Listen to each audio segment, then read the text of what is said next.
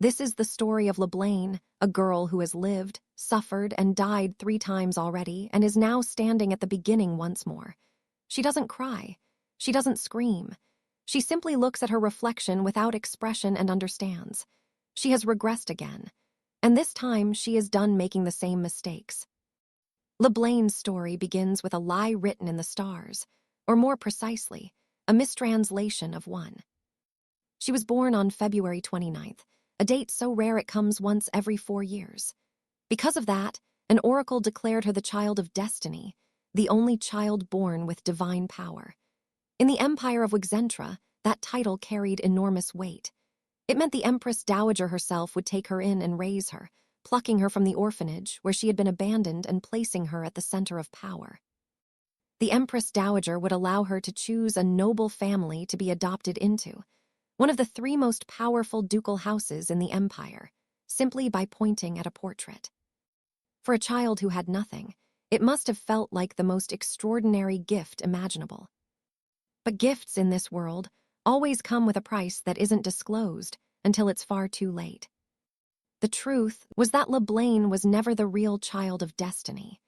She had existed because a single word in the oracle had been misread, a prophecy warped by human error. The real child of destiny was a girl named Mina, who would come later and eclipse everything LeBlaine had ever worked for, effortlessly summoning spirits during droughts, foreseeing catastrophe before it arrived, shining like a flame in the dark, while LeBlaine trained desperately and could barely produce a flicker. But LeBlaine didn't know any of this the first time she pointed at a portrait. In her first life, she chose Duke Amitié. He looked gentle in the portrait, prudent, rational, a man known for upholding the Empire's order. And for a time, her life with him was peaceful. He gave her lessons and shared meals. He called her by name. She grew to love him in the quiet, careful way that children love people who show them basic kindness, always holding something back, always afraid that if she wanted too much she would ruin it. She gave up small desires to be the ideal daughter.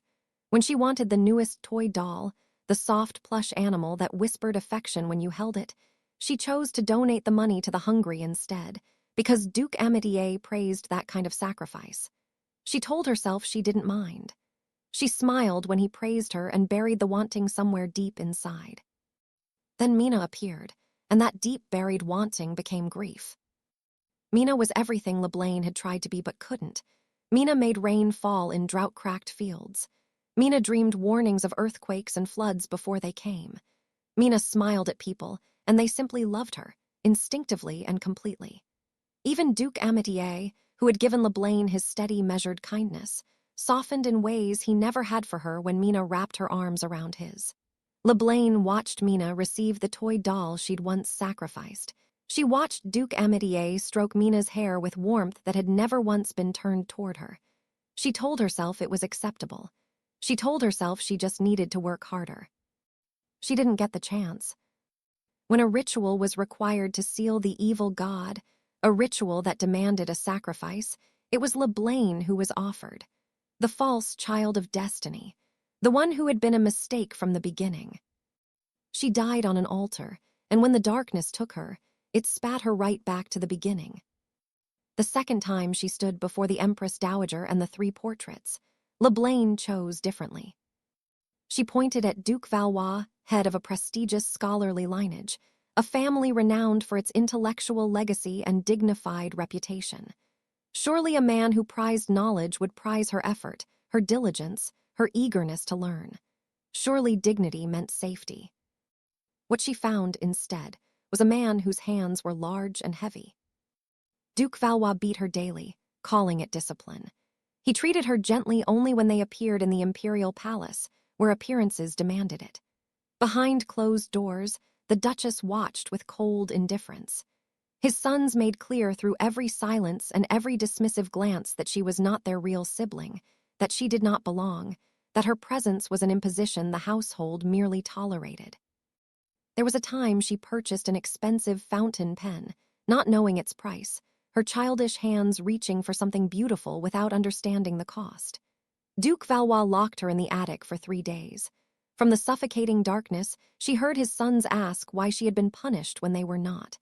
The answer drifted through the floorboards with devastating clarity. She was not their real child. The lesson carved itself into her bones and never left.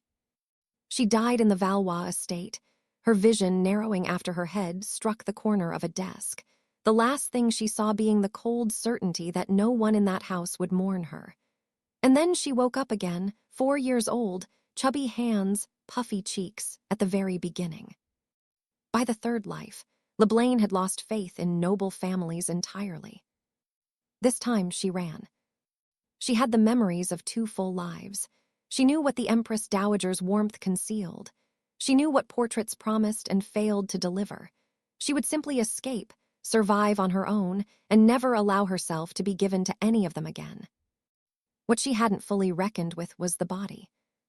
A 4-year-old child in a world without social safety nets cannot survive alone, no matter how old her soul is. She found a beggar gang and joined them. She learned what hunger actually felt like when no one was obligated to feed you, not the polite hunger of a noble child who missed dinner, but the bone-deep, reason-dissolving hunger that makes you eat whatever you can reach and still wake up in pain. She endured cold she had no words for. She watched other children and learned their tricks. She tried to be useful. In the end, she starved. She died in the street, small and alone, and the darkness brought her back once more. By the time LeBlaine opened her eyes in the 4th life, something inside her had gone very, very quiet. She was not hopeful. She was not naive. She was not even particularly afraid in the way that children are afraid, with tears and cries and the belief that someone will come. She was simply a girl with the memories of 3 deaths and the cold, clear understanding that the world did not owe her anything. But she still needed somewhere to sleep, somewhere to eat, somewhere to survive long enough to grow up and grow strong enough to leave on her own terms. When the Empress Dowager lifted her onto her lap and laid out the 3 portraits again, the righteous Duke Amitié, the scholarly Duke Valois, the dangerous Duke Doubled, LeBlaine didn't hesitate for long. She had already tried 2 of them. The 3rd portrait showed a man with sharp cyan-blue eyes and a jaw carved from something colder than stone. Duke Doubled, the wealthiest and most powerful of the 5 ducal houses, whispered to be the villain behind countless schemes in the empire, a man whose reputation made even seasoned diplomats hesitate. Every person in that room reacted with carefully concealed alarm when her small finger drifted toward his portrait. She chose him. Not because she trusted him, not because she liked him, not because she believed he would love her. She chose him because a man indifferent to her existence would not guard her as tightly as a man who had invested in her. And when the time came to leave, a gilded cage without a keeper was easier to escape than one watched with devotion. The Empress Dowager's composure flickered. The maids did too, but neither stopped her. LeBlaine's 4th life had begun. Meeting Duke Doubled in person was a different experience from looking at his portrait.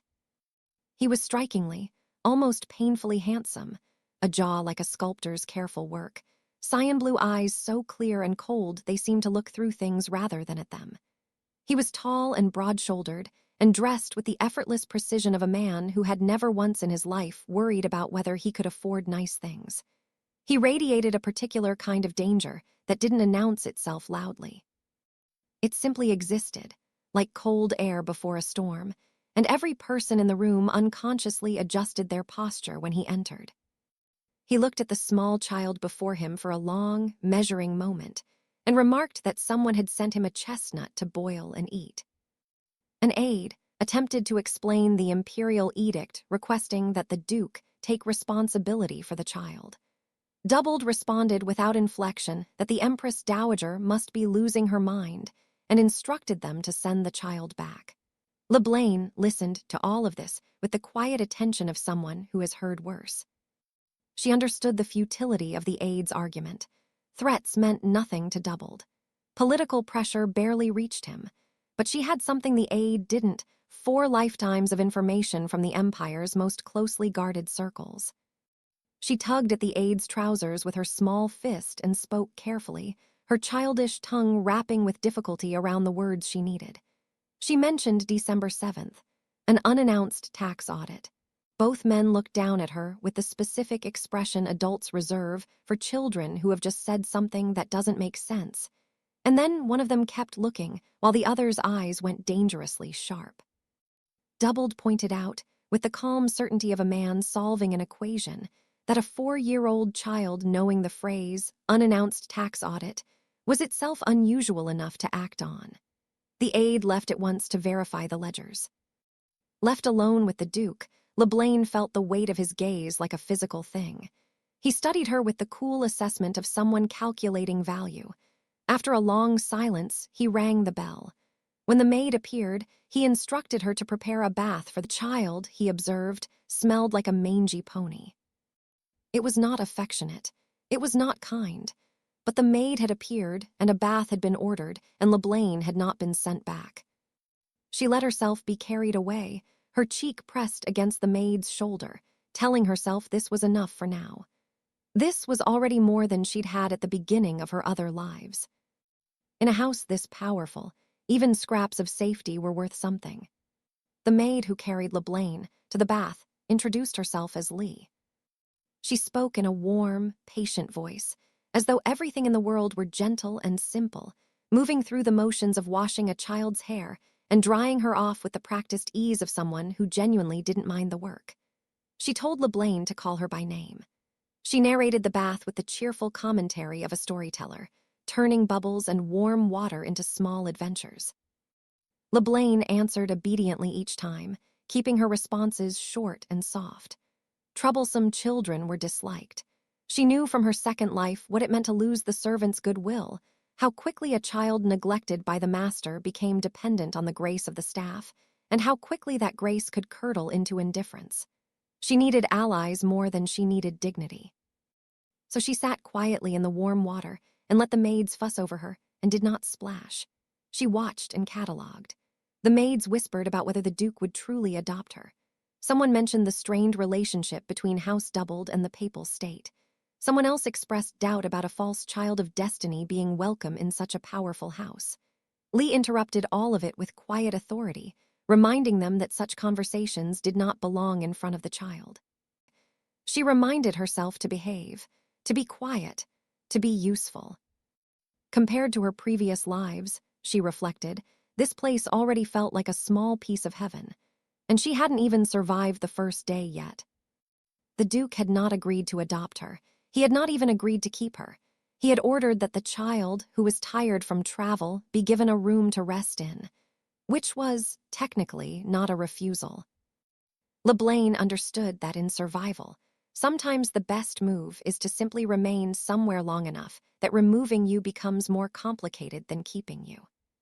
She was brought to his office while he was speaking with clerks, and before she could reconsider the wisdom of her plan, she released Lee's hand and hurried forward and wrapped both arms around the Duke's leg.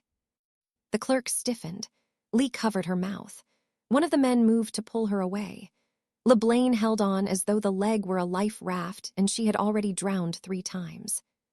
The Duke looked down at her with displeasure and confusion competing in his narrowed eyes and asked what she thought she was doing. She raised her arms and asked to be held. She saw his expression flicker toward irritation. She felt herself instinctively shrink. The muscle memory of a body that had been hit was hard to overwrite, but she didn't let go. The memory of her previous deaths pressed against the inside of her chest. She did not want to regress again. She did not want to die. When he reached down as if to remove her, she redirected. She grabbed his neck instead and clung to it and pressed her cheek awkwardly against his and told him in her clumsy child's speech that she liked him. The Duke went completely still. He did not throw her off. He did not shout. He stood for a moment with the rigid uncertainty of a man who has encountered a situation none of his considerable experience has prepared him for. Then he lifted her, with the practical efficiency of someone handling something small and inexplicable, and carried her away.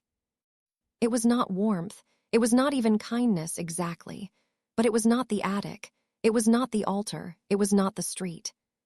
For LeBlanc, that was the best start any of her lives had ever had. He didn't adopt her, but he didn't send her away either. He ordered her a room with a soft bed and warm blankets and toys and attendants. 10 days passed, and LeBlanc treated every one of them as payment to be earned. She had a strategy. It wasn't particularly complex, but complexity wasn't what she needed. She needed reliability.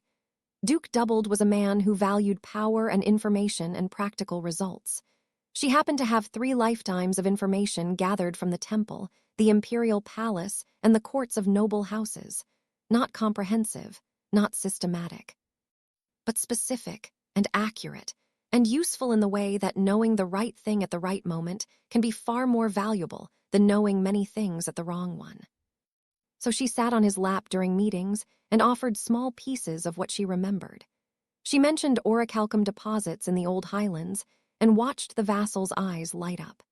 She spoke in fragments that seemed childish and guileless and were taken, because of her age and her title, as evidence of the divine gifts the child of destiny was supposed to possess. She knew she was not the child of destiny. The consciousness prickled every time they praised her. But she was a child who had already been offered as a sacrifice in one life and beaten to death in another, and her guilt about deceiving men who would not have hesitated to discard her if she stopped being useful was, at this point, manageable. She sat on his lap not only because it made the men smile, but because unfamiliar men still set her teeth on edge. A residual terror from her second life with Doubled's hands were not the hands that had hurt her, and something in her had apparently processed that. She didn't startle when he moved. She didn't flinch when he spoke. She wasn't sure when that had become true, but she was grateful for it. The Doubled estate gleamed around her, towers that rose past counting, polished stone floors without a single flaw, carved pillars and shimmering chandeliers and glass cases, full of treasures that probably had names she'd need a scholarly degree to recognize. Forests stretched endlessly beyond the castle walls. This was one of the most powerful households in the empire, and she was a small 4-year-old child who had spent one life starving on the streets and another being locked in an attic for buying a pen. She intended to stay. It happened in the conference room, after the last vassal had gone. The eldest among them had given her a piece of candy as thanks before departing. An old man with a soft expression, grateful for the small pieces of useful information she had offered during the meeting. She had accepted it carefully, managing a shy farewell, and he had left with a remark about how delightful daughters were. Alone with the Duke, she struggled with the candy wrapper. Her small fingers were not built for the task. He watched for a brief moment before simply taking it from her, and she stared at her suddenly empty hand with a small wave of genuine sadness. That candy had been hers. He unwrapped it with the unhurried ease of someone who has never had to fight for anything, and then pressed his fingers against her cheeks to hold her mouth open and place the candy inside. The gesture was blunt, almost careless, but the sweetness melted on her tongue all the same. He watched her puffed cheek and asked, with the studied casualness of a man asking a business question, whether she would speak about his family's affairs in the capital if someone offered her more candy. She shook her head immediately. When he asked why, she searched for the words. She couldn't explain 3 lives of betrayal. She couldn't explain what it meant to be offered as a sacrifice by the people who were supposed to protect her, or beaten in the name of discipline, or left to starve in the cold because she had chosen freedom over captivity. She couldn't explain any of it in the vocabulary of a 4-year-old child. So she told him the simplest truth she could offer. In broken, clumsy syllables, she told him that she was on his side. Among all the families she had known, Amitié, Valois, the beggars who tolerated her, this one had not yet given her sorrow. That was not nothing. In her experience, that was nearly everything. Something shifted in his expression. It was faint, almost invisible, and she might have imagined it entirely. But it was there. She had been doing so well. For 10 days she had kept her balance, child enough to be endearing, useful enough to justify the space she occupied, careful enough not to want too much. She had shared candy with the maid who managed the sweets and whispered grateful things to the women who recorded her schedule. She had sat still in meetings and offered fragments of information with the guileless eyes of someone who doesn't fully understand what they're saying. But she had been using her mind beyond its limits. Forcing complex memories through an underdeveloped brain was expensive. It made her sleepy with crushing suddenness, or ravenously hungry in ways that stripped away all her careful adult reasoning and left only the child's body and its needs. She fell asleep without dinner. When she woke deep in the night with hunger so sharp it felt like something with teeth, she tried to endure it. The sensation grew unbearable. Her small body didn't know how to hold still through this kind of want. Memories surfaced against her will, the attic at the Valois estate, the servants' indifferent eyes, the slow, terrible fatting of strength during her third life on the streets, when food simply wasn't there and the body counted down anyway. She slipped out of bed and went looking. The kitchen was locked. She wandered the unfamiliar dim corridors, fear prickling at her skin, until she found a servant's waiting area with half a piece of dry, stale bread. It was incomplete and abandoned and probably not meant for her. She clutched it like it was gold and ran back down the hallway. She collided with something solid and fell. Looking up from the floor, she found herself beneath the cold gaze of Duke Doubled.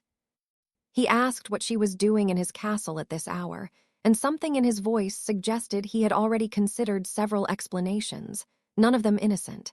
He spoke of spies. He spoke of people who feigned loyalty. He mentioned, with unsettling calm, what he had done with such people in the past. LeBlain's throat closed with terror. She pressed herself small against the cold floor, apologizing, and when he asked her what for, she confessed in shaking words that she had stolen. He listed possibilities with the systematic precision of a man reviewing inventory. Money, sacred objects, military secrets. With trembling hands, LeBlain produced the treasure she had hidden behind her back. It was a piece of stale bread. The silence that followed was almost a sound of its own. She ate the cookies placed before her while crying. Not decorously, not quietly. She sniffled between bites with the complete emotional abandon of a small child who has been thoroughly frightened and is now being given something sweet, and the combination of fear releasing and sugar arriving produced tears that welled up and streamed down her face with entirely reasonable relentlessness. She would chew, she would swallow, the sadness would resurge, more tears, repeat.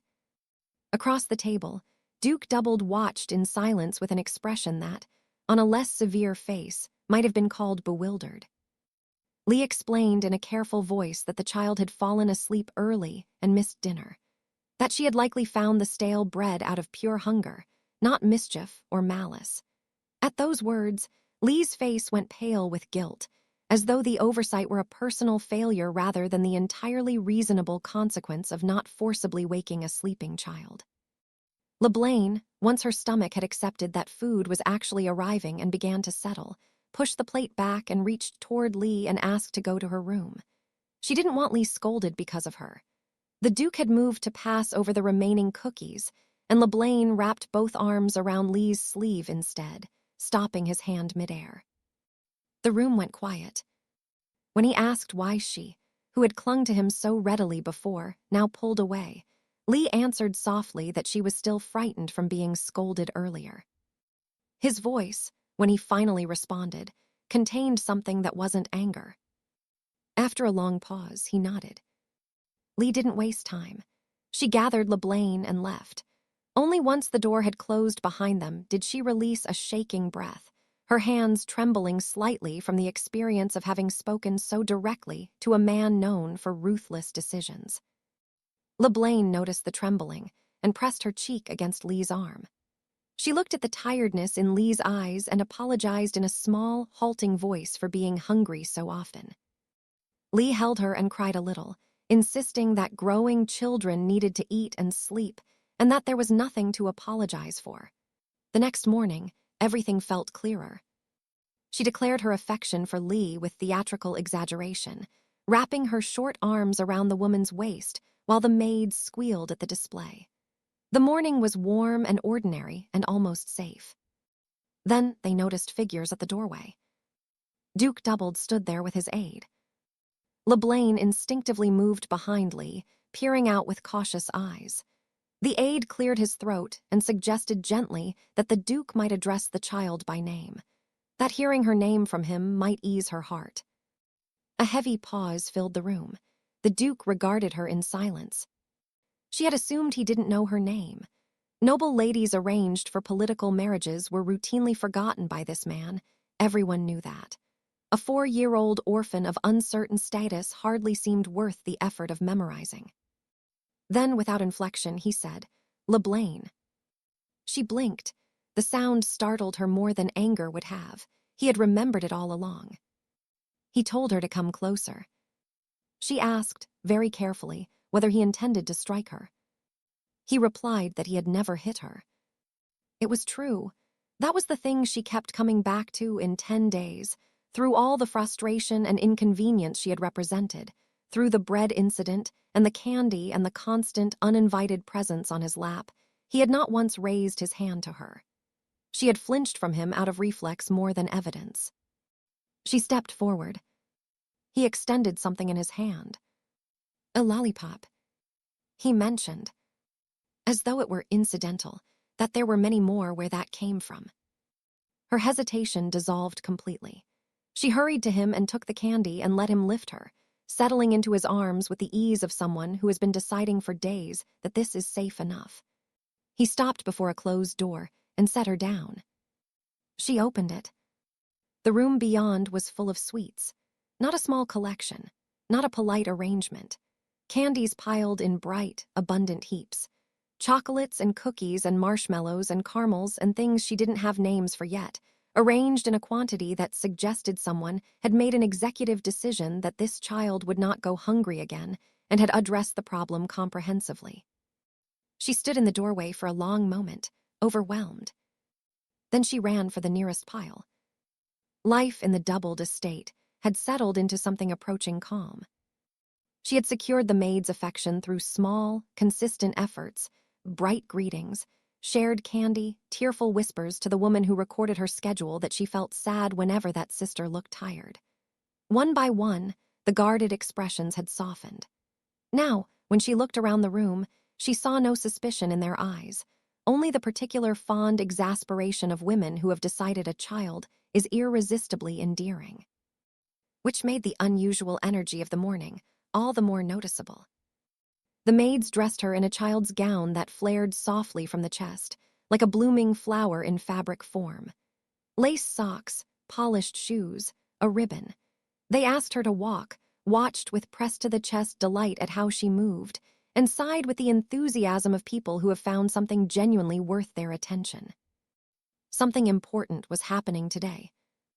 When she asked Lee where she was going, Lee explained that a meeting would be held. The Duke intended to introduce her formally to his retainers. Introduction. Formal. The word arrangement implied permanence, not the temporary liminal state of a guest whose welcome had not yet expired. LeBlaine felt a quiet thrill she was careful not to let show. Inside the conference room, the retainers surrounded a tall boy who moved and spoke with the composed confidence of someone older than his body suggested. He greeted each noble by name, having memorized their titles. He spoke modestly about studying to become a respectable adult. The retainers laughed with approval. And then the crowd shifted, and his face became fully visible. LeBlaine's body, stiffened before her mind, finished the recognition. Marco Jude. She knew him, not from this life, from her second one, her life as Lady Valois. He had been her assigned professor at the academy. To the outside world, he had seemed promising and articulate, a bright young talent worth cultivating. To her, he had been something else entirely. He had used instruction as cover, adjusted her posture in writing lessons with hands that lingered, positioned himself in ways that she had been too young, too confused, and too conditioned to compliance to understand clearly until she had already felt violated. When she finally gathered the courage to report him, he reversed the accusation. He called her the seductress. The academy chose the more convenient version of events. He received a minor penalty. She bore the humiliation alone. The memory left a taste like metal in her mouth. She reminded herself that this Marco was still a child, that he had not done anything yet, that striking him preemptively would endanger her fragile position in the only household she had left. She watched him step onto the platform and demonstrate his academic knowledge, mathematics, plans for the Imperial Audit Office, modest deflections of the retainer's praise. She knew his future. He would not reach the audit office. He would leverage a minor teaching position through connections and spend the rest of his career speaking of those connections as though they were achievements. The confidence before her was a mask she had already seen shatter. The Duke entered. The review commenced. LeBlaine sat quietly and waited. When Marco returned to his seat beside her, he leaned close and dropped his voice to a level meant for her ears only. He implied that she could never compete with him. His tone carried the same restless arrogance she recognized from another life. He seemed to believe her presence here was the doubled equivalent of being discarded through a lesser arrangement. He called her pitiful. He called the doubled house a trash heap. Soft words, deliberate, delivered with the particular venom of someone who believes they are already safe. LeBlaine's small hands curled into fists. In her earlier lives, she would have frozen. The old mechanisms of silence and compliance would have taken over, the ones installed by years of being told she was the false one, the mistake, the burden. But the girl who had died 3 times and clawed her way back every single time was not that girl anymore. She sank her teeth into his arm. His cry broke the composure of the room immediately. Before the adults could fully process what was happening, she was already hitting him with clumsy but determined fists, and then she had a handful of his hair, and then the servants were rushing forward to separate them, and then everything was chaos. Marco clutched his arm, outraged and breathless, words tumbling out incoherently. The retainers frowned. LeBlaine stood steady. She raised one finger in his direction and announced, in the clear, carrying voice of a child who has decided the adults in this room need to know something important, that he was a bad boy. She repeated his insult, that she was here because the Duke's house was a trash heap, in her broken, childlike speech, simply and without drama. The room shifted. And then it went still, because the Duke had risen from his seat. The weight of Duke doubled, standing to his full height, settled over the room like a dropped stone into still water. Among his retainers, a few had already decided they were moved. One of them, known among the staff for his sentimental nature, remarked that she had stood up for them, that the child had defended the honor of House Doubled. His voice carried warmth. LeBlaine heard this and felt the gentle sting of conscience. She had not been defending honor. She had bitten a boy she knew would grow into someone who had hurt her. But the retainer's interpretation was not unhelpful. Marco protested loudly, insisting he had said no such thing. His denial was fast and unstable. The Duke's gaze moved to him, and the boy physically diminished beneath it. The Duke observed, quietly, that he must have grown too lenient if children felt comfortable insulting those under his protection. His voice carried no drama, but the chill within it was the kind that got into the bones.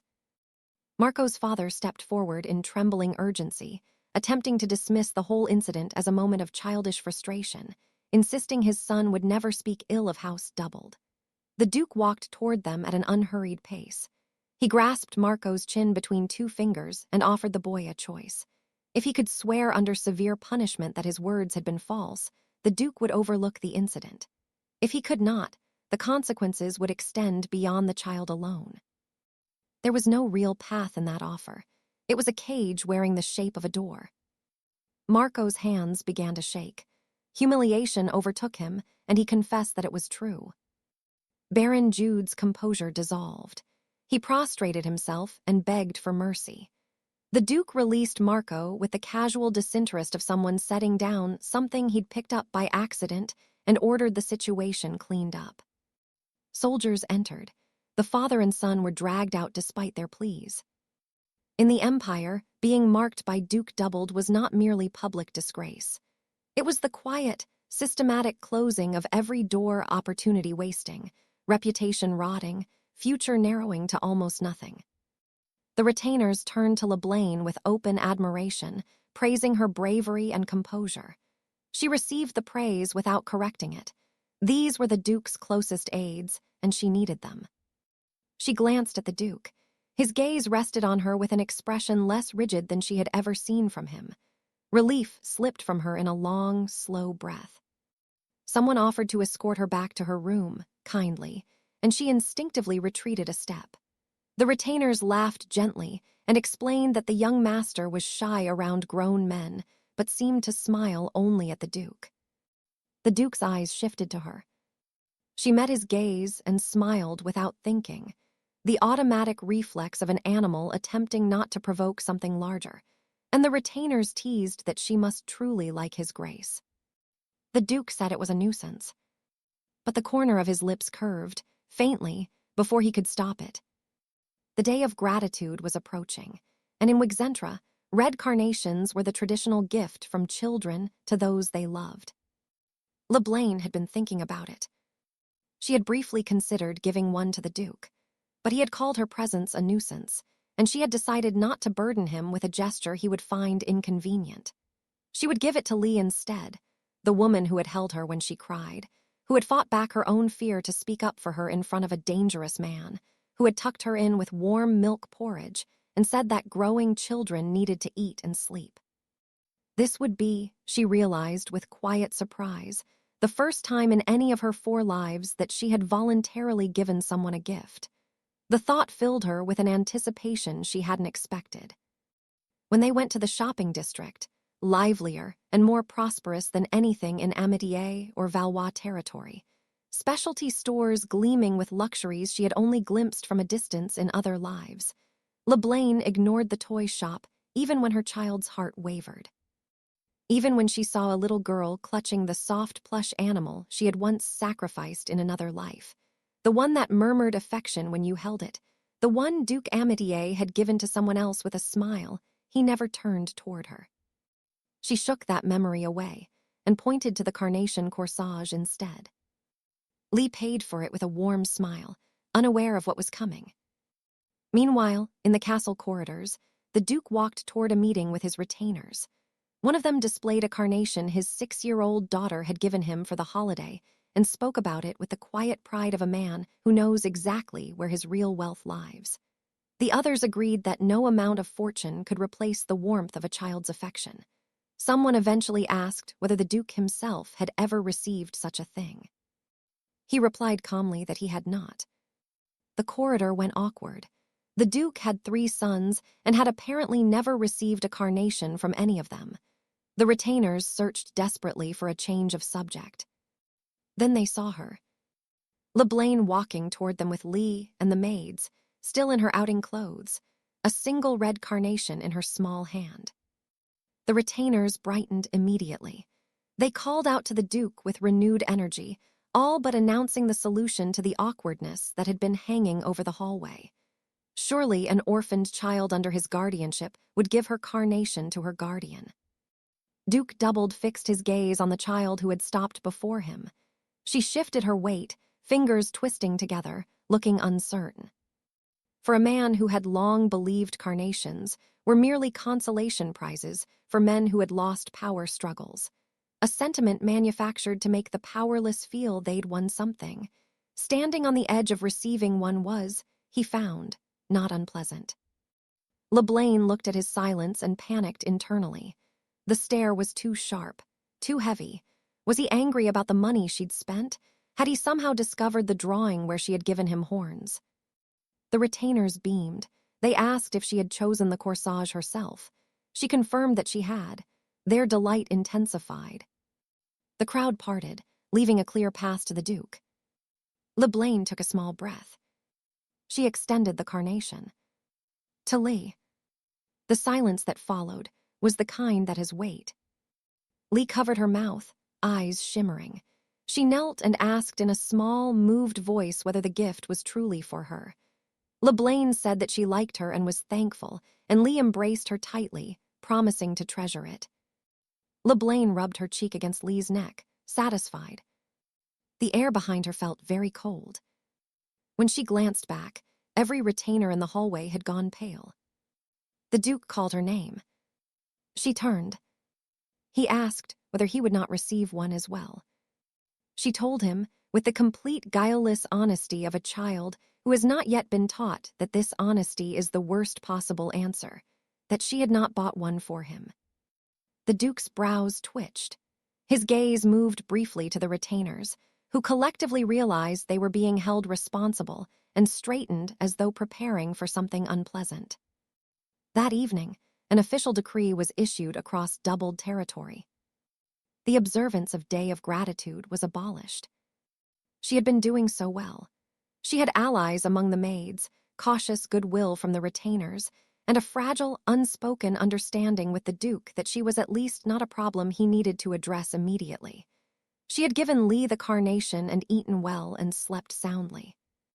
And then she accidentally destroyed one of the most significant sacred relics in the Empire. She hadn't meant to. She had gone to the Duke's office to report her well-being to the Empress Dowager, which was a regular obligation. The Empress Dowager would eventually need to know whether adoption was proceeding. While she waited, her eyes drifted to an ornate jewelry box on the low table. Inside lay a single black stone, unremarkable-looking, absurdly inconsistent with its luxurious container. She tilted her head at it. The air changed. A vibration tightened around her chest. The sounds in the room dulled and stretched, as though time had developed an uneven texture. Light gathered around the black stone and scattered into luminous lines that formed a hexagram, and the shape surged toward her with the urgency of something that had been waiting a very long time. A voice slipped past her ears and settled directly into her thoughts. It called her child. When it passed, Noth asked if there had been an earthquake. The Duke ordered an expedition to check for volcanic activity. LeBlaine stood with one hand pressed to her racing heart, the echo of that voice still vibrating behind her eyes. Then her hand moved toward the stone, as though it belonged there. When her fingers closed around it, warmth pulsed once. The stone crumbled into fine powder. She stared at the dust sifting between her small fingers and felt the blood drain from her face. Noth stepped forward in shock. Even the Duke's composed expression fractured with something rare and unguarded. Noth said the name of the object quietly. Newt. She had heard that name in 3 previous lives. The sacred object of an evil god. The final remnant of a power the founding emperor himself had struggled to contain. A relic so significant that when it had once fallen into imperial hands, the Pope himself had intervened to retrieve it. And she had just turned it into ash with a touch. She reached for the Duke's sleeve, trembling, and told him she hadn't meant to. He brushed her hand aside with a quiet sigh and called her a nuisance. The word landed like something physical. She had not gained favor. She had caused a disaster that could end everything she had carefully, painstakingly built over the past weeks. The ringing in her ears intensified. Her vision narrowed. She felt herself slipping from the chair before she could stop it. He caught a glimpse of her pale face as she fell. Then everything went dark. In the darkness, she dreamed. She dreamed of Duke Ametier's back, the broad, steady back of the first father she had loved, turned away from her the moment Mina arrived. She dreamed of reaching toward him and being left behind as Mina ran past and wrapped her arms around his and claimed the warmth with easy, laughing confidence. She dreamed of lowering her hand and telling herself it was acceptable. She dreamed of Duke Valois' voice, roaring, and his hands on her collar, and the cold eyes of his family around her. Useless, burdensome, a mistake. She woke with a gasp, drenched in cold sweat, hands shaking so hard the blanket fell to the floor. Rain tapped at the window. A basin and cloth sat beside the bed. The warmth in the chair beside her suggested someone had been keeping watch. She had been running a fever. The maids had been frightened. The doctor had found no explanation. When Lee came in with fresh clothes, she found an empty bed. Panic spread through the castle. Servants searched every corridor. The Duke ordered the search to expand. Guards were prepared. Political enemies were considered. Someone suggested kidnappers. Then a voice cried out from the garden. They found her there, standing in the rain. Soaked through, thin nightclothes clinging to her small body, bare feet scratched and mudded, lips pale from cold. She trembled in the downpour. She had not been taken. She had gone looking. When the Duke came, she stepped toward him rather than Lee. She held out something in her shaking hand. A flower, red, though bedraggled and damp, clutched in the grip of a child who had run through a storm in the dark to find it. She told him in broken words that he liked carnations. She was sorry. He stood in the rain, looking at her. The memory of her reaching for his sleeve earlier came back.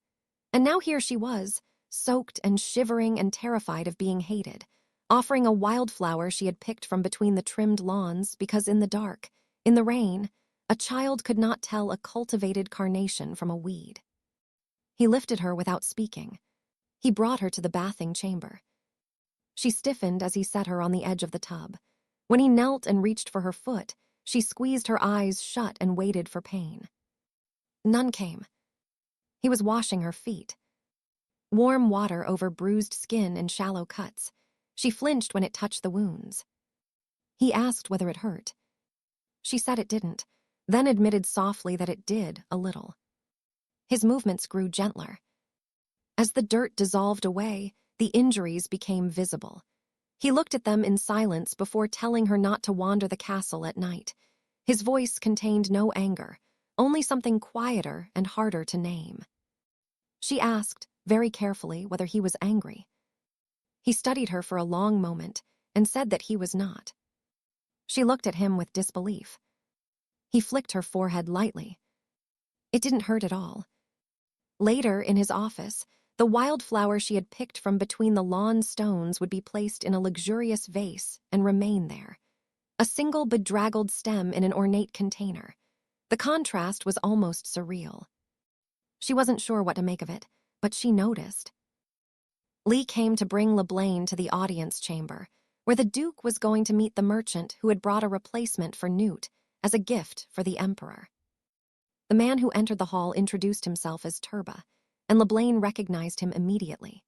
Turba the merchant, who would later become famous throughout the Empire for selling forged masterpieces to the imperial family. He had risen from slavery in a fallen nation, built a fortune that commoners admired as proof that destiny could be overturned through effort. He had also, over time, stained everything he built with deception that unraveled spectacularly once discovered. He was charming now. He carried himself with the easy confidence of a man accustomed to being trusted, which was, she knew, exactly the confidence that made him effective at fraud. He presented a white stone tablet engraved with ancient language and declared it a sacred oracle from antiquity. The retainers reacted with visible excitement. If genuine, its value could approach that of Newt. Turba spoke of perilous excavation, monster hordes, narrow escapes, and personal sacrifice performed for the Duke's sake. LeBlain raised her small hand and asked to see it up close. In the future, ancient language would become known to the world through Mina, who would translate neglected relics one after another as part of her role as the true child of destiny. Only a handful of people would eventually master it. Among them would be the Crown Prince, Doubled's eldest son, and LeBlain herself, who had learned it in another life precisely because everyone else in the circle she moved in had. She lowered herself onto the carpet before the tablet and read the inscription aloud. A man named Nodo, who had labored all his life for his family, rested there.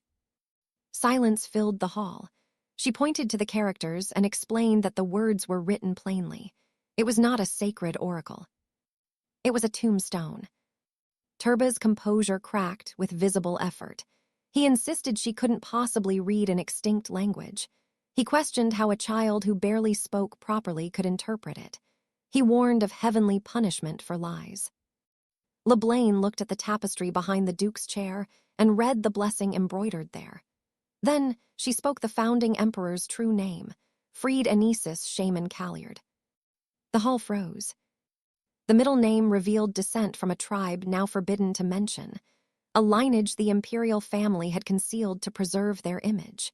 Only the imperial household and a select few nobles, including Duke Doubled himself, knew the truth. That this child had just spoken it aloud, perfectly and casually, left no reasonable room for doubt. Turba's confidence collapsed. Under interrogation, which barely needed to begin before he cracked, he admitted that he had needed an enormous sum to acquire a genuine relic for trade with the Pope, and in his desperation had turned to fraud. The relic he had been trying to acquire was shown in a drawing kept in his guild. Etwal. A hexagram star set with jewels at each point, encircled by a ring. LeBlaine had seen its image in 3 previous lives, but this one was wrong, different jewels, different setting, a gold chain where there should have been platinum. This was not the Etwal currently held by the temple. This was a second one. If a second Etwal existed, the implications were staggering. The Order would have moved heaven and earth to secure it openly if they'd known. The fact that it had been hidden meant something had prevented them. The Duke studied the drawing and noted the possibility. Noth explained the problem. The relic rested 10 meters beyond the Empire's territorial waters, in the domain of another continent. Salvaging it directly would require negotiating with a foreign king who had no reason to cooperate, at a cost Turba had tried to cover with fraud. The Duke considered this briefly and suggested they start a war. He said it the way most people would suggest rearranging furniture. He added that heads of foreign royalty would serve adequately as the Emperor's anniversary gift, making the search for a replacement for Newt unnecessary. Noth smiled with the quiet satisfaction of a man who has been waiting for exactly this kind of resolution. He pointed out to LeBlaine, gently, that all of this had unfolded because of her. Without Newt breaking, they would never have learned of the second Etwal. Without her reading the tombstone, they might have fallen victim to fraud. She had not destroyed an irreplaceable relic. She had opened a door. She looked at the Duke, who was not wearing an unfavorable expression. She slipped from Noth's reach and ran to cling to the Duke's leg and told him that she wanted to stay with him. He lifted her without complaint. She pressed the advantage. She told him she would be good. She would not cause trouble. And then, gathering every fragment of courage available to a 4-year-old girl who had died 3 times and had nothing left to lose, she asked him to become her father. He did not answer. But his silence, this time, did not feel like a closing door. A week later, LeBlaine sat on the floor of her room surrounded by attentive maids and concentrated with everything she had on her own hands. She had been practicing in secret.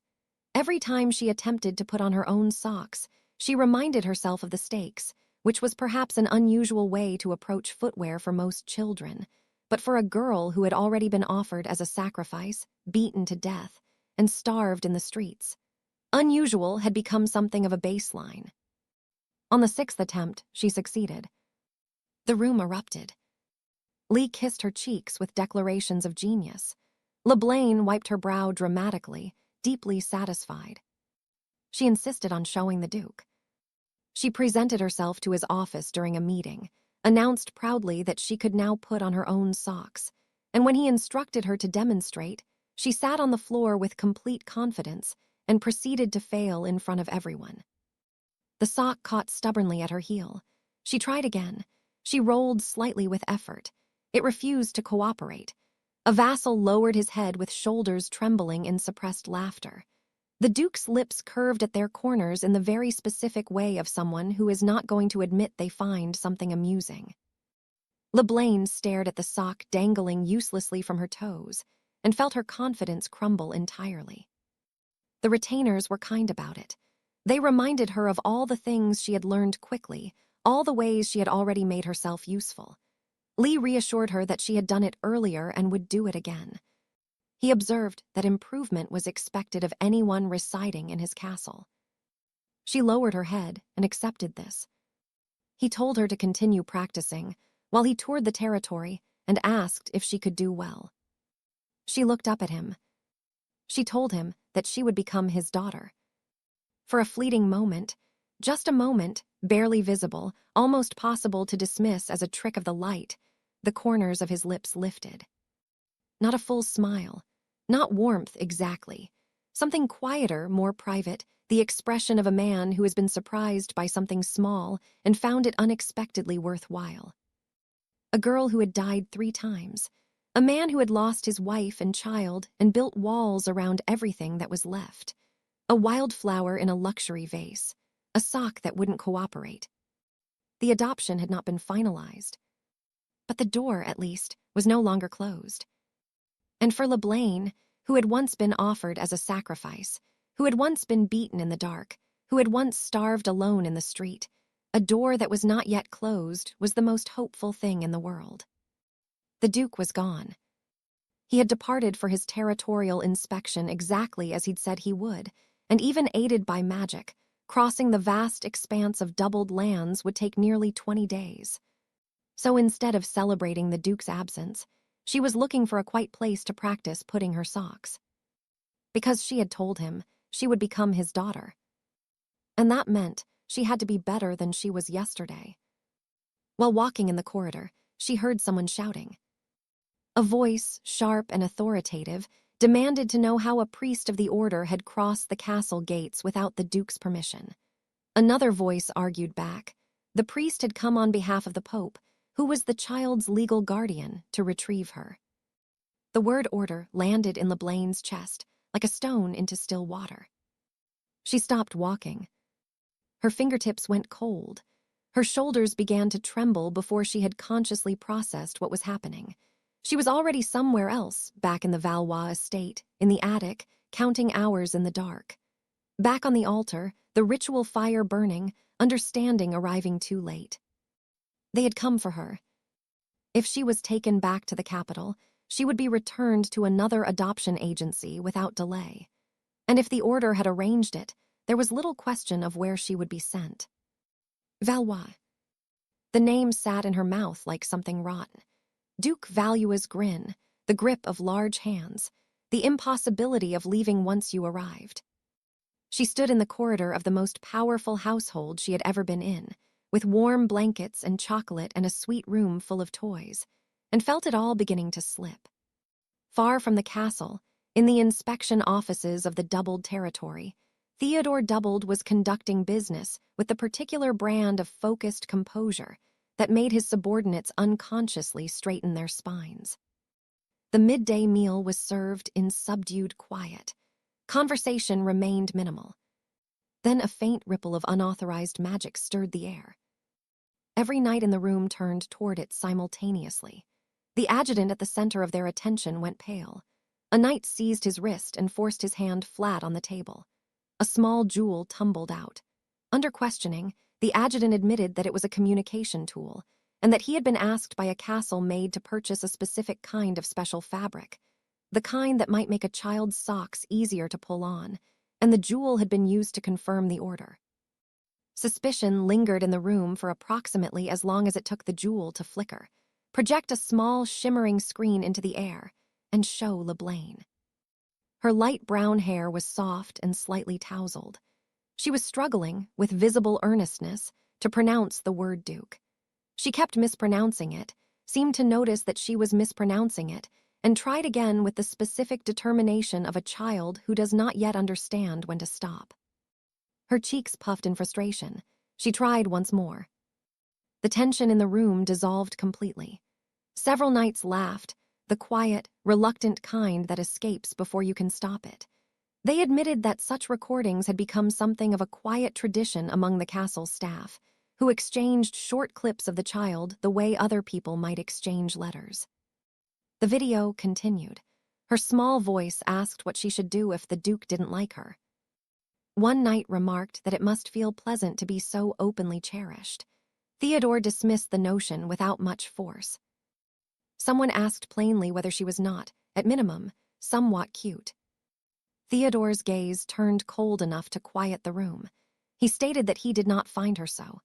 Later, when the head of security raised concerns about bandit activity beyond the territory, children being kidnapped, sold into slave markets, those with divine power or magic being exploited in ways that did not bear describing in polite company, Theodore listened with the detached attention he gave to all border concerns that did not directly affect his lands. Then, without announcement, a series of images appeared in his mind that were entirely unrelated to the report. LeBlain calling out to him with her mispronounced affection. LeBlain taking small, careful steps across a hall that was simply too large for her. LeBlain in the grip of a rough stranger, crying for him in a place full of people who would not know her name. He stated, with complete composure, that such men should not be allowed near his lands. When asked how far the suppression should extend, he said to eliminate them up to the border of Loxiel. His thoughts continued. Loxiel had a flower garden that noble young ladies favored. He amended the order to include Loxiel itself. Beyond it was a plain suitable for horses. Beyond the plain was a river, calm and wide, the kind that accommodated leisurely boats. He had not specified why these geography details were relevant to a bandit suppression campaign, but his expression suggested he knew exactly what he was thinking and had decided not to explain it. By the time he finished, his command had expanded to cover several hundred kilometers of territory in directions that bore little strategic relationship to the original threat. The knights accepted the order without question, in the way that very experienced people accept instructions from very powerful people when the truth of what is being communicated is obvious to everyone in the room, and none of them intend to be the one who says it out loud. Back in the castle, LeBlaine had made a decision. She was going to run. It was not a decision she made with hope. She had run before in her third life, and she knew exactly how that story ended in cold, in hunger, in a street that didn't care whether a child survived. But the alternative was Valua, and between two kinds of suffering, she would choose the one she had already survived once.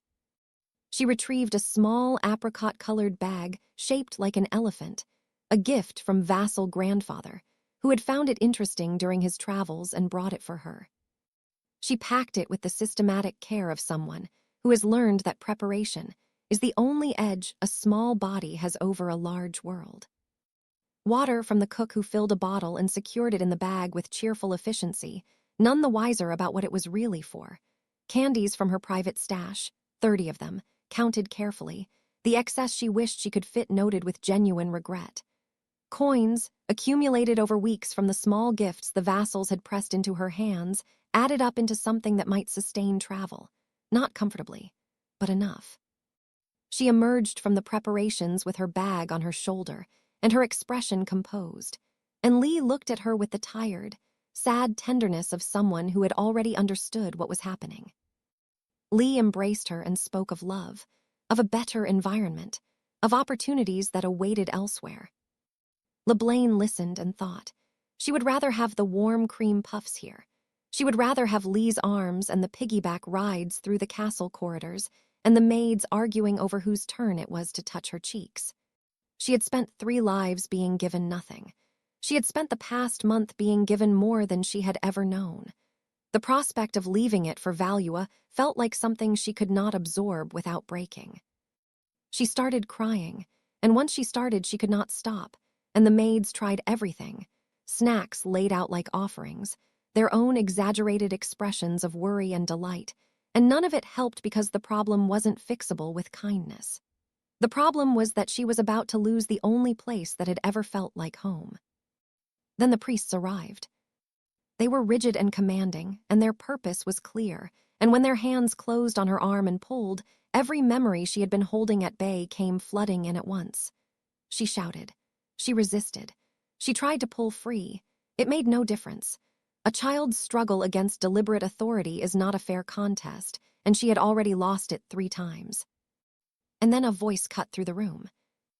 Low and cool, and carrying a weight that the priest's authority couldn't match, the way a stone wall outweighs a forcefully stated opinion. The Duke had come back early. The priests faltered. The Duke's composure did not. He stood at the castle gate with the particular stillness of a man who has never once in his adult life had to raise his voice to be understood. And the knights materialized at the priest's neck so smoothly, it seemed like a natural extension of the sentence he was finishing. The priest attempted to explain. The arrangements with the Valua family were finalized. The Pope, as legal guardian, had the right to retrieve the child. These were procedural matters, handled through legitimate channels, and the Duke himself had no standing to. The Duke looked at the red mark on LeBlaine's arm, where the priest had gripped her. A sound followed, dull yet sharp, like something being bent past where it was designed to bend. The priest's arm was in an unnatural configuration.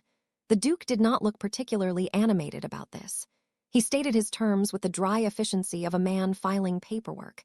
The child would remain under his care, and any future disputes would require the presence of holy knights, not ordinary priests. He suggested they convey this to the Pope.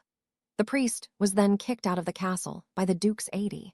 Inside the castle, the staff barely restrained their delight.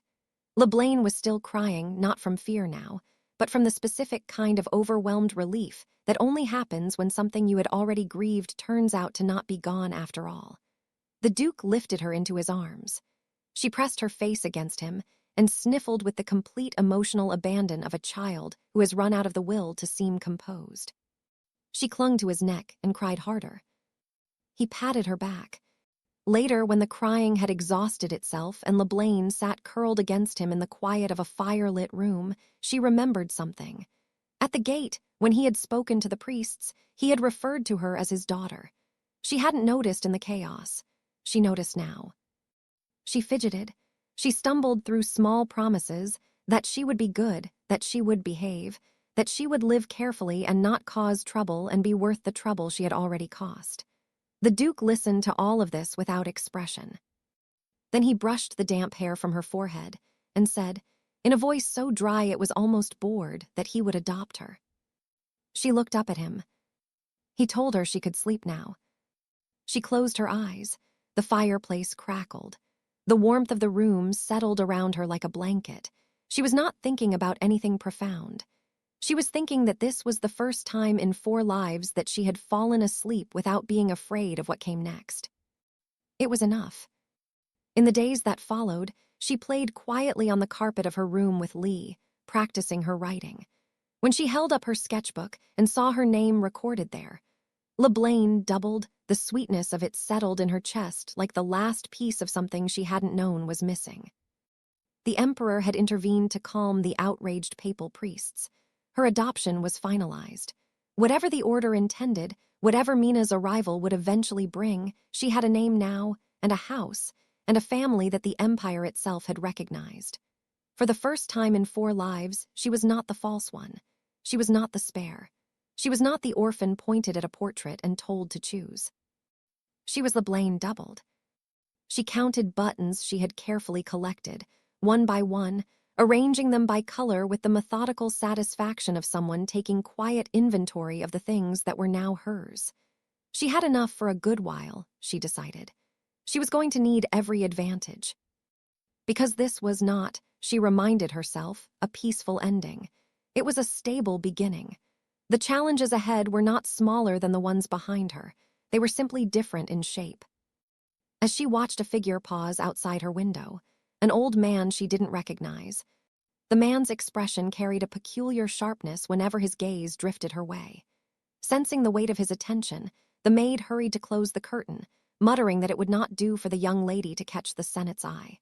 As the fabric fell into place, Leblanc felt a strange sense of familiarity. The old man stirred a memory buried deep within her soul.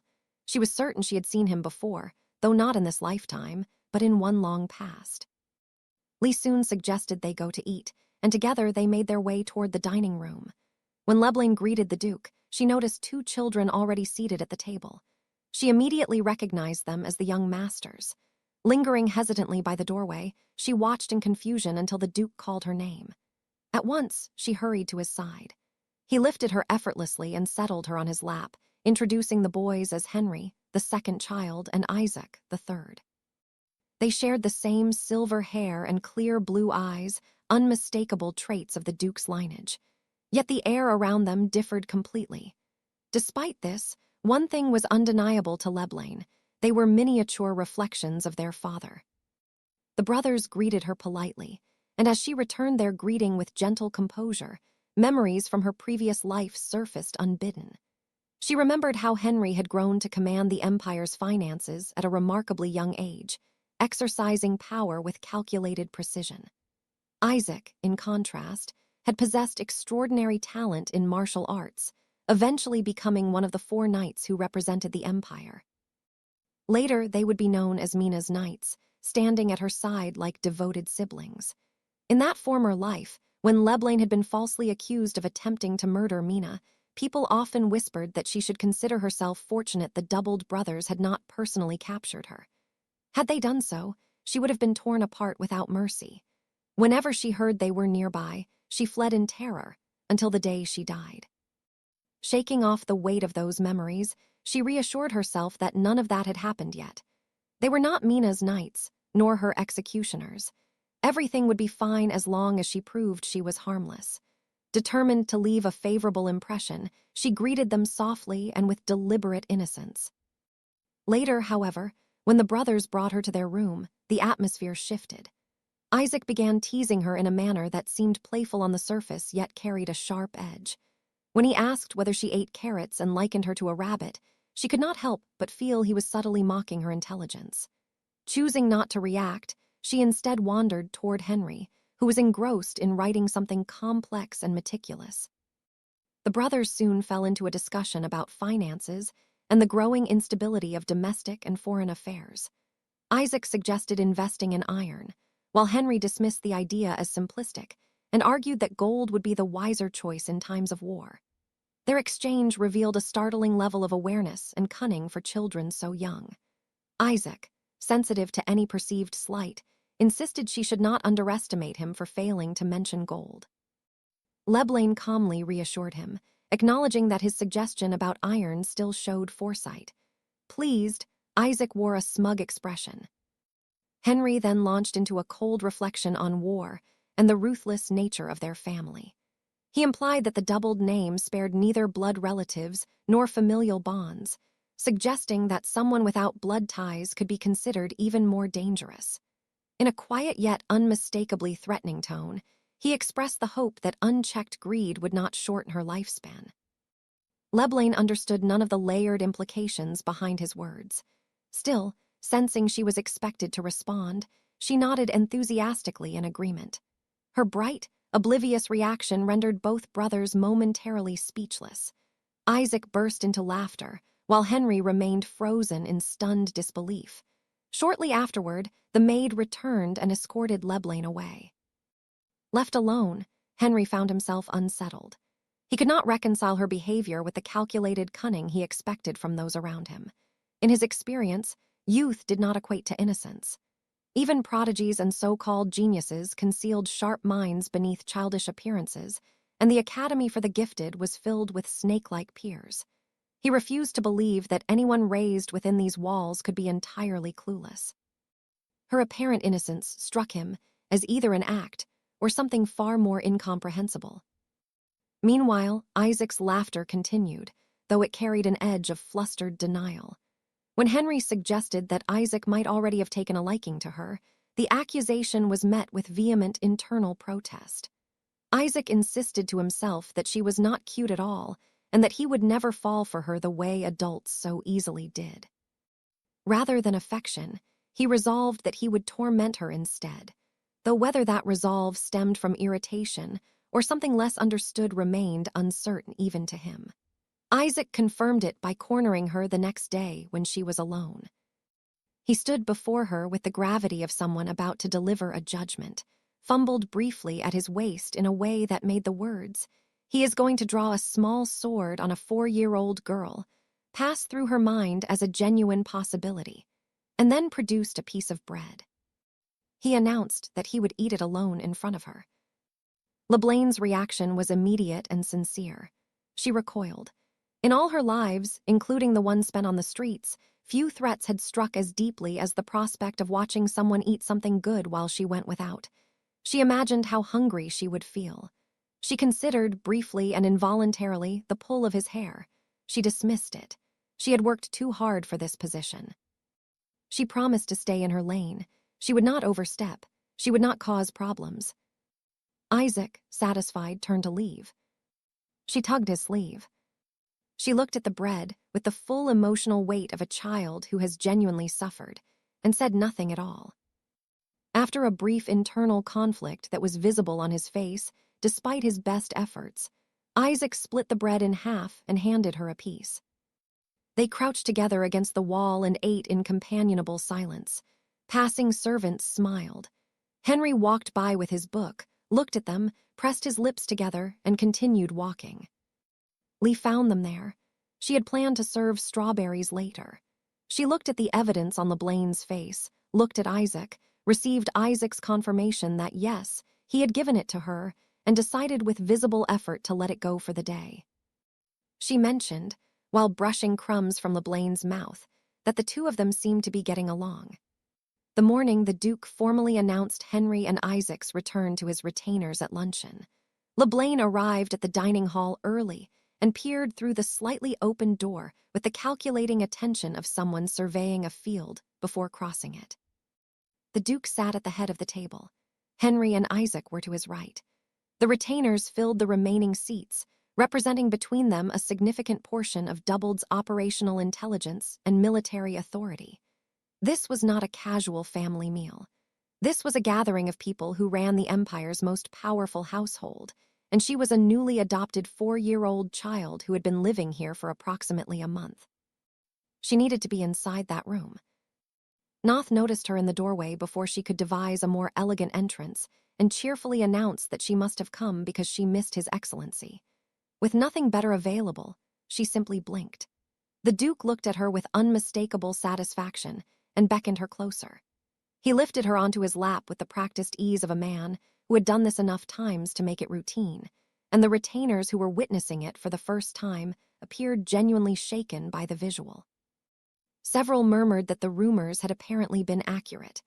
Viscount Dubois, who wore the fond, proud expression of an honorary grandfather and also happened to run Doubled's intelligence department, a combination that should theoretically be more alarming than it presented, laughed warmly and praised her gentle temperament. He mentioned the carrots. Isaac shifted uncomfortably. The retainers debated her memory, her composure, the carnation incident. When they urged her to greet everyone, she offered a simple greeting with her cheeks warm, received a wave of approving laughter, and noted internally that this particular room now contained a meaningful number of people who were actively invested in her well-being. Then Duke Terramore arrived. He was elderly, white-haired, composed, and immediately familiar to LeBlain in a way that took her a moment to place. When the memory surfaced, it was from her first life, a fragment from the Amitié household, a late-night visitor with urgency in his voice, a butler speaking of a man who had harmed a child and fled before the consequences could find him. She looked at Henry and then Isaac, not sure who the child is. Both of them doesn't seem like easy targets. She decided to witness the bullying herself. That was the principle she had operated on for 4 lives. Information over assumption, evidence over theory. She had been wrong before, and wrong in this house could mean losing everything she had built. So before she did anything, she needed to know. She persuaded Noth to take her to the training grounds. When they reached the grounds, Henry and Isaac were already sparring with wooden swords. She slipped from Noth's arms and followed them at a careful distance, watching without speaking. She was looking for bruises. She found scratches on their arms, but those were consistent with training. Their necks were clear. Their wrists moved freely. Nothing conclusive, nothing she could act on. Her attention faltered. Her foot caught a stone and the world tilted, and a pair of hands caught her before she could fall. Henry steadied her with a brief, instinctive care that did not match the composure he otherwise projected. When she thanked him, he accepted it with a gentle smile and a subtle retreat. He was not cruel. She had needed to know that, and now she did. Isaac scolded her for stumbling, then immediately located the offending stone with his foot and ground it into the dirt with a focused intensity that suggested the stone had personally offended him. The small gesture was oddly sincere. Duke Terramore arrived shortly afterward, smiling warmly. He introduced himself with a handshake that lingered, commented on the softness of a child's hand, and observed, with a smile that did not reach his eyes, that docile children required no rod. His gaze shifted meaningfully toward Henry and Isaac as he said it. LeBlain called for Noth immediately. Noth materialized with an expression that had hardened around the edges in ways that confirmed several things at once. After Terramore departed, she watched Henry. One child's complexion had paled visibly the moment Terramore's gaze moved to them. It was Henry. She had her answer. Now she needed a plan.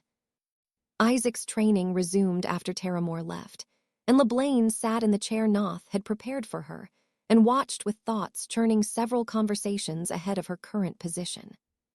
Reporting without proof would accomplish nothing. Terramore had served doubled for decades. Bruises on a child who trained daily could be explained away as training injuries. In cases like these, the victim's testimony was essential, and Henry had made his position on that crystal clear. The set of his jaw, the way he turned away, the single sharp command to mind her own business. He would not be a willing witness. Not yet. So she sat and thought and watched Isaac spar. She had known he was extraordinary. She had not fully prepared herself for how it would look in practice. The earth faintly trembled as he tightened his grip, pebbles lifted from the ground. Dust stirred around him as though the air itself was reorganizing to accommodate what he was building. When he advanced, the blade glowed blue with concentrated energy, and he closed the distance between himself and his opponent in a motion so fast it registered as a kind of compression rather than movement. Aura, she recognized it instantly. Not just recognized, understood the full significance of what she was seeing. Aura was the exclusive domain of holy knights at the highest level of the order, achieved after years of dedicated training and spiritual discipline. She was watching an 8-year-old child produce it as a matter of course. Isaac's opponent attempted to surrender once the strike had come near enough to make the costs of continuing clear. Isaac showed no particular inclination to stop. The blade struck, tearing armor like cloth. Only very quick evasion prevented something worse. Then LeBlaine said, quietly and honestly, that it was frightening. Isaac's sword wavered. He glanced at her, cleared his throat, declared that the match was no longer enjoyable, tossed the blade aside and stepped back. His opponent exhaled with the relief of someone who has just been excused from a context he had not signed up for. LeBlaine noted this down too. Isaac could be redirected. That was useful to know. When it was Henry's turn to step onto the training grounds, the quality of the air changed in a way that was hard to name but impossible to miss. His talent was different from Isaac's, not the blazing, barely contained force that his brother carried, but something more refined. Aura shimmered around him in controlled precision, economical and deliberate. Where Isaac overwhelmed by intensity, Henry calculated by geometry. He was, by any objective standard, remarkable. Which made what happened next all the more wrong. When his opponent was replaced by an elderly soldier with graying hair and steady footing, Henry faltered immediately. He fell once, then again. The pattern felt off, too consistent, too unnatural to be skill difference or courtesy toward an older opponent.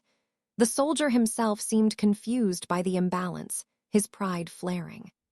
His sword slipped from his grasp and hit the ground. The soldier, committed now to the rhythm of the match, stepped forward and raised his blade. LeBlaine moved before she had fully decided to. She ran between them and spread her arms wide, and her voice came out louder than she expected when she told the soldier not to strike. He hesitated, offered an awkward smile, and explained that it was only a fair match. She told him, with the flat certainty of a child who doesn't have the vocabulary for nuance but knows the shape of injustice, that it wasn't a match when one side had already dropped their sword and lowered their head. The soldier looked at the fallen weapon, exhaled, admitted he'd gotten carried away. Henry refused the soldier's offered hand and stood on his own, unsteady but composed. He left the training grounds without a word. She caught up to him in the corridor and wrapped her arms around his sleeve. He asked what she was doing. She said he was hurt and should have medicine applied. He said it was nothing. She asked whether he was afraid of doctors and said the old physician was gentle. He said, sharply and without intending to, that he was not afraid of a doctor, only that he hated old men. The words escaped before he could stop them. LeBlaine stopped walking and looked up at him. She had heard, in her first life, how the previous Duke Doubled had once killed his own second son in front of a grandchild, for no crime greater than being crippled. If Henry had been that grandchild, if what he carried was not fear of pain, but fear of the specific thing that powerful old men could do to children who were found to be imperfect, then his silence made a different kind of sense. A child who believed any weakness could cost him his life would not report abuse. He would hide it. He would explain the marks away. He would maintain perfect composure in all the places where composure could be witnessed, and break only in the spaces where he believed no one was watching. Terramore would have known exactly what to look for. She stood in the corridor and felt the familiar weight of conscience pressing against the part of her that wanted to protect herself above all else. She had built this life carefully. One wrong step could collapse it. Terramore had been here 30 years. She had been here barely a month. But Henry's hand was trembling, faintly, at his side. She rose on her toes and gently patted his head. He startled and brushed her hand away and asked what she thought she was doing. She told him she would protect him. He stared at her as though uncertain whether the problem was with her sanity or her self-perception. She did not explain further. Explanations were not the point. The point was that someone had said it out loud. She needed leverage. The word protect, spoken in a corridor, meant nothing without the structural conditions to make it real. She was 4 years old and newly adopted and had no authority of her own, and the man she was trying to neutralize had served this household for 3 decades. Pure goodwill would not be sufficient. She needed Terramore's position to be unstable before she moved against it. The answer arrived, in the form of a vacant council seat. She overheard it in the Duke's office during a visit, sitting comfortably on his lap, while he guided her hand across a page and let her write her name in careful, uneven letters. That one elder's position had become empty, and 2 men were competing for it. Duke Terramore and Baron Misenke, who hated each other with the focused animosity of people who have been competing for the same limited resource for too long. If Misenke believed that Terramore had already secured the seat and was openly mocking him about it, Misenke would move against Terramore with every resource he had. LeBlaine positioned herself in the garden near the estate entrance at the time when Misenke was scheduled to arrive for a meeting with the Duke. She wove a flower crown on Lee's lap and tracked the time by light and shadow and the sound of distant gates. When a man with chestnut curls and drooping eyes and a scar on his chin came through the entrance, she arranged for Lee to go inside to fetch her a coat. Alone with Misenke for approximately 2 minutes, she greeted him warmly, deflected his curiosity about her adoption with the guileless simplicity of a child who has nothing to hide, and then mentioned, with perfect innocence, that she had heard Terramore speaking very confidently about the crimson robe. She described, in broken, childlike phrasing, how pleased he had sounded, how settled everything had seemed, how he had spoken about watching the foolish man who coveted it weep in despair. Misenke's hand tightened on his coat. The veins were visible. She invited him to stroll and see the garden. He turned around and walked away without answering. She waved at his retreating back. While LeBlaine watched Misenke's coat disappear through the garden gate, a meeting was unfolding in the Tower of Wisdom that she was not present for but would have found instructive. The Council of Elders was not pleased with recent developments. The Duke had moved to establish an advisory body that would diminish their influence. Their right to enter and leave the estate freely had already been restricted. Their authority was shrinking, quietly and systematically, in the way that powerful institutions lose ground, not all at once, but through the gradual narrowing of the spaces in which they can act. The chairman set his wine glass down and spoke with the composed certainty of someone who has already decided on a course and is now narrating it. If the current master no longer suited their preferences, they should await the emergence of a new one who did. His gaze moved to Terramore. The young masters were the future of Doubled. They should be cultivated carefully, shaped to share the council's perspectives.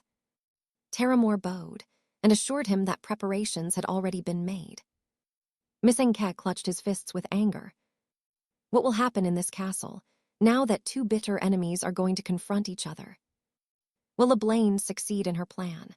Will Terramore met his end before he can make his dreams come true?